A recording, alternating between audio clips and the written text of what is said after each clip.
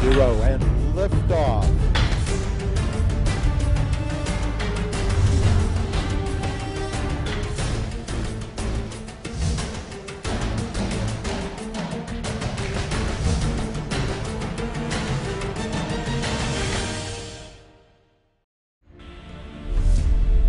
We have spacecraft separation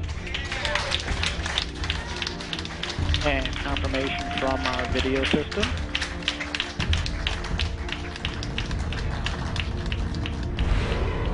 Approximately 50 minutes after launch, the spacecraft separates from the upper stage of the launch vehicle. 6 minutes after that, the spacecraft transmitter sends a signal back to Earth, which is received by the tracking stations.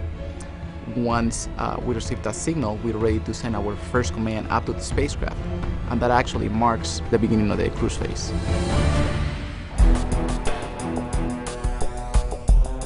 There are some incredible challenges on the way to Mars.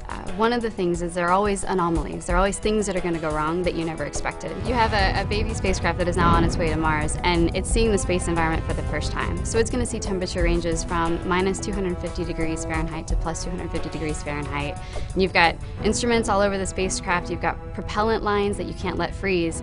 And so there's always this challenge of keeping the entire spacecraft tuned thermally. Some of the things that we're going to be doing during the cruise phase are some trajectory correction maneuvers, which are basically pushing us along the path of where we want to end up when we arrive at Mars. The launch vehicle puts us at a specific path on a trajectory, and along the way from here to Mars over the 9 months that we're going to be flying there, we need to make small corrections to that.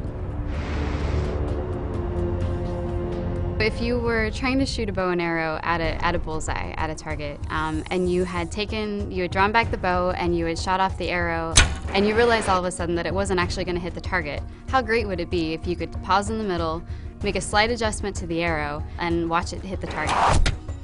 We have given ourselves 6 opportunities to make a trajectory correction maneuver.